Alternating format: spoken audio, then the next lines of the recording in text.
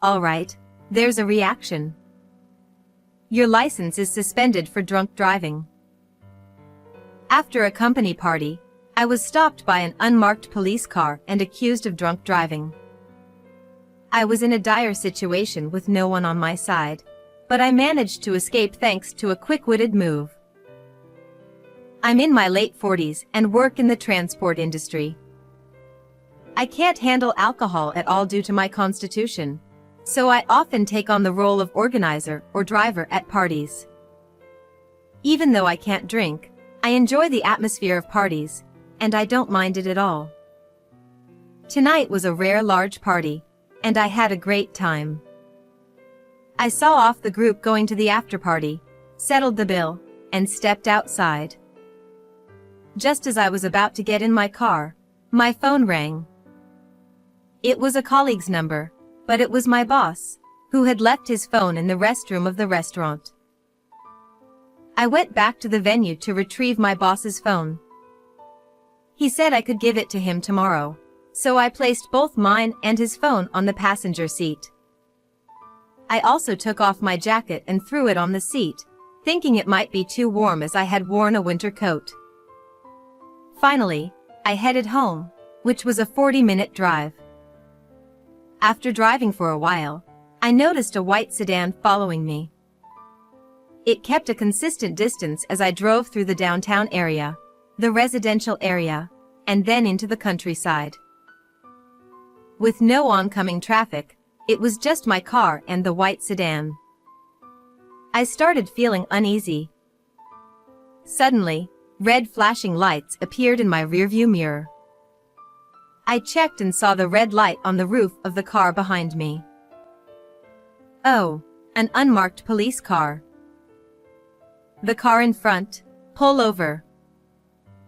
Almost simultaneously with my mutter, a voice boomed from a loudspeaker. I slowed down and pulled over to the side of the road. While waiting in the driver's seat, two men got out of the sedan, and one of them knocked on my window. We're the police. We've been watching you from behind. Okay. He quickly showed me something that looked like a badge, but it was closed immediately, and it was dark, so I couldn't see well. I could only make out the police mark. Even though I hadn't done anything wrong, being stopped like this made my heart race. I was glad I hadn't been speeding. Returning from a company party, I hadn't had a drop of alcohol, and I had obeyed the speed limit and traffic signals. I didn't do anything, so why was I stopped? I asked, confused, and one of the officers replied, "People who are drunk driving often try to act innocent. We clearly saw you coming out of a bar." "Yes, I am coming back from a party, but I haven't had a single drink." Sure, that's what all drunk drivers say. "Show us your license." The officers were convinced from the start that I was drunk driving.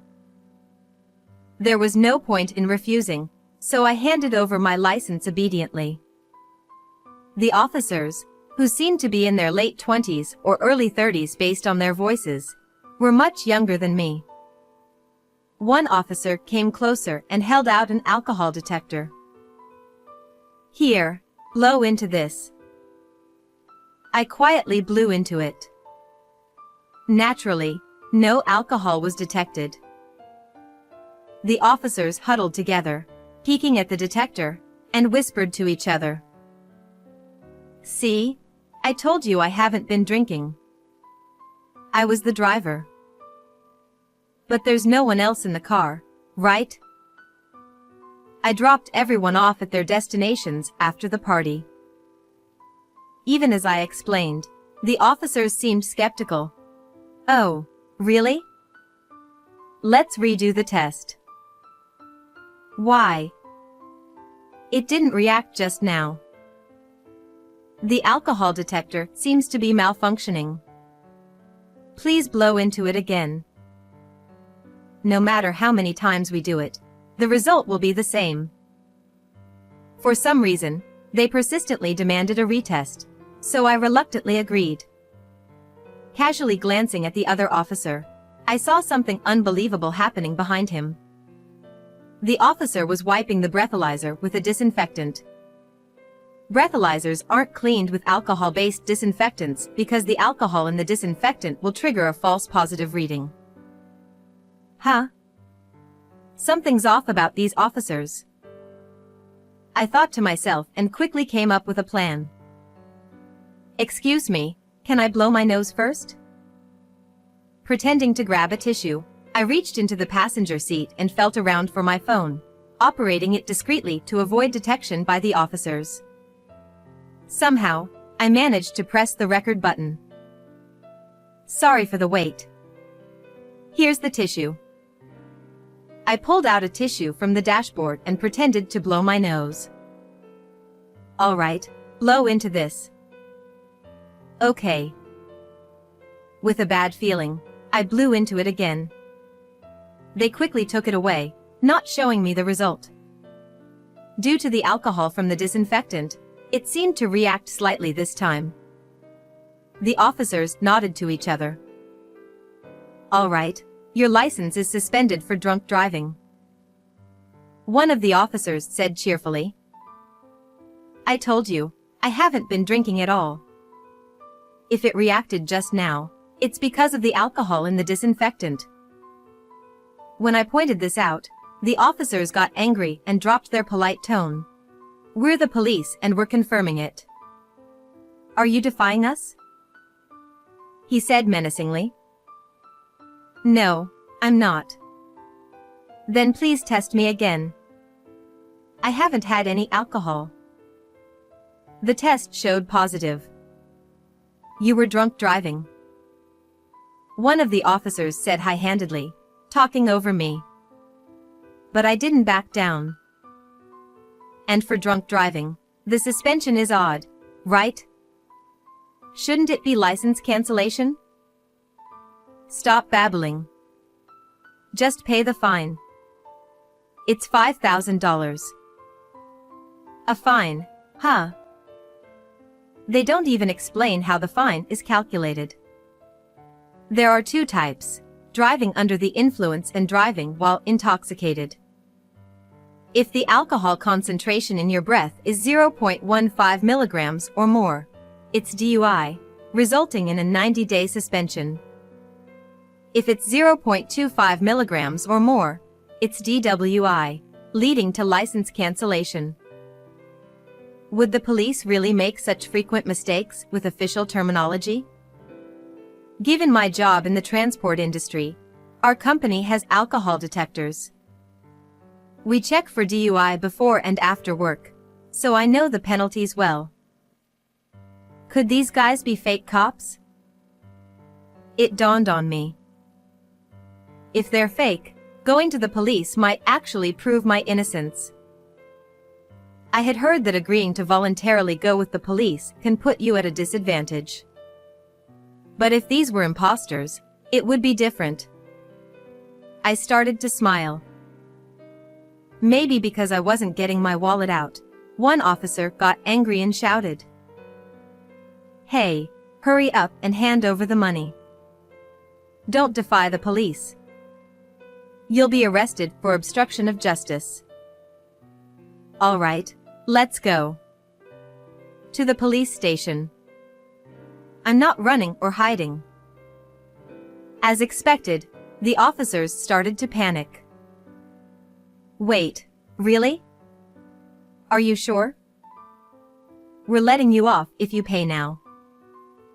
One officer made a money sign with his fingers. Clearly, these were fake cops demanding cash on the spot. I don't carry that much cash. Who does? Then withdraw it from an ATM. How? I asked, and one officer replied, drive to a convenience store and withdraw it. I chuckled. You're telling me to drive, even though you said I'm drunk driving? Well, just give us what you have now. There was no way these were real cops. Realizing this, I remained calm. Will you give me a receipt for that amount? Huh? A receipt? I've never done anything wrong, so I don't know the procedure. But usually, you get proof of payment, right? When I said this, the officers exchanged glances, cleared their throats, and said, "If you pay what you have now, we'll overlook this. But keep it a secret." Doesn't that seem strange? Are you asking for a bribe? No. Just pay the money without any complaints. I started to find the situation amusing and felt more at ease. But I didn't do anything. If the breathalyzer really showed something, show me the screen. I already turned it off. Then test me again. What? I told you we already tested you. As the argument heated up, I took out my boss's smartphone from the passenger seat. Okay, let's do this. I was glad my own phone was recording. The emergency call option didn't require any passcode. I dialed 110. Hello, is this the police? Please come immediately. I'm in trouble. I'm being falsely accused and asked for money. The location is... At that moment, I was thankful for my job in transportation. I could easily describe my location. Hey, who are you calling? Stop it. The two officers were panicking, but I finished the call. Turning to the officers, I said, I called the police station. This is getting nowhere. Hey, this is bad. What do we do? The officers were visibly shaken. You didn't really call the police, did you? Yes, I did. Aren't you police officers? Why are you so upset if more of your colleagues are coming? As I spoke confidently, for some reason, the officers started to smirk. Well, whatever. We'll figure it out. Yeah, it'll be fine. Within minutes of my call, several police cars arrived with sirens blaring. On the rural road, our two cars, one with a red light on, were easily spotted. Good evening. Two young officers stepped out and greeted them. We received a call. What are you two doing here? What's going on? Are these real police officers? I had suspected they were fake, but they turned out to be real. Of course. We showed you our badges earlier. As I stood there stunned, the young officers grew bolder. We're really going to arrest you for obstruction of official duties. They threatened me, but I stood firm, showing me that earlier didn't count. I couldn't even read your names. It seems there's a dispute here. What happened? A senior officer asked me, while another officer questioned the young ones. Several officers watched from behind. To prevent me from speaking, the young officer raised his voice.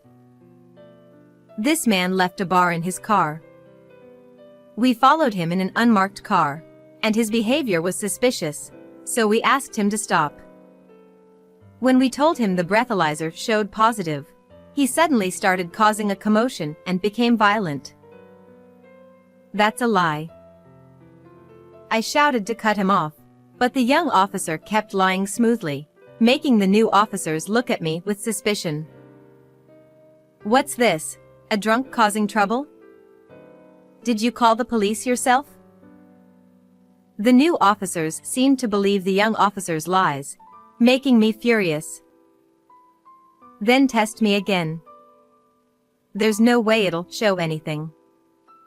I haven't had a drop of alcohol, Yet I'm being accused of drunk driving and asked for money right here. When I shouted, the senior officer reacted sharply. Are you saying they asked you for money right now?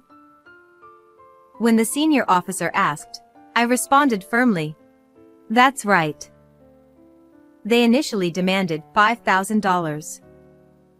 When I said I didn't have it, they told me to give all the cash I had. Hey, shut up. Stop saying unnecessary things. I told you to keep it a secret. The young officers were flustered. The senior officer, glancing at them, said, Anyway, let's test you again. I'm sorry, but could you cooperate? The result was, of course, negative. See? I said triumphantly, not mentioning my recording, and explained everything. The new officers found it hard to believe. It seems our young officers have caused you trouble. They must have been overzealous. It was a misoperation of the breathalyzer. We'll make sure this never happens again. They tried to appease me and let me go without charges. The young officers remained sullen and silent. I was far from satisfied. I almost became a criminal for drunk driving because of these two officers. I demand an apology. Saying that, I took out my phone, which had been recording the whole time. The image wasn't clear, but the audio was. When they heard the recording, all the officers turned pale. You secretly recorded us? That's dirty.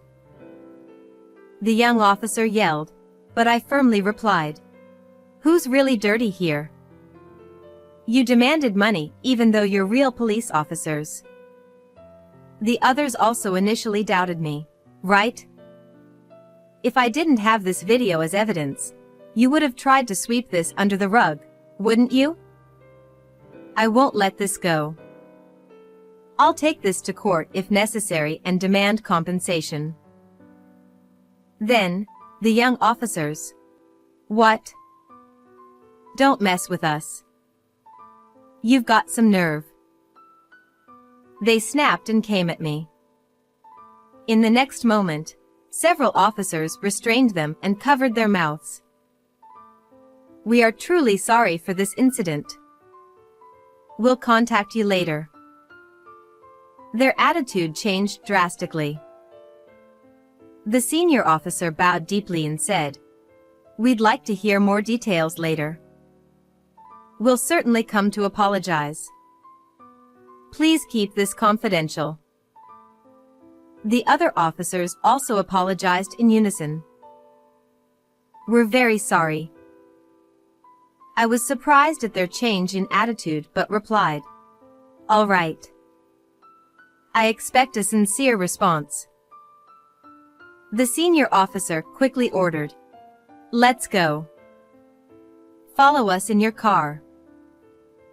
The young officers, cowed by the senior officers, were ushered into the back of a patrol car. Another officer drove the unmarked car, leaving me alone on the dark rural road. Later, their direct supervisor and the deputy chief visited my house to apologize. Please keep this confidential. They handed me a substantial amount of money. I won't disclose the amount, but it was enough. I learned that the young officers who initially approached me both had fathers who were high-ranking police officials, often covering up their misconduct. They had been exploiting their authority, accusing people of drunk driving to extort money. Thanks to my recording, they couldn't cover it up this time, and the young officers were dismissed for damaging public trust. The incident was resolved, but it became a legendary story at company gatherings. Had my boss not left his phone, I might have returned home earlier and avoided the incident. But it was because his phone was in the passenger seat that I could record and call for help. In any case, I never want to be involved in something like this again. How did you like this story? Don't forget to subscribe to the channel. See you in the next video.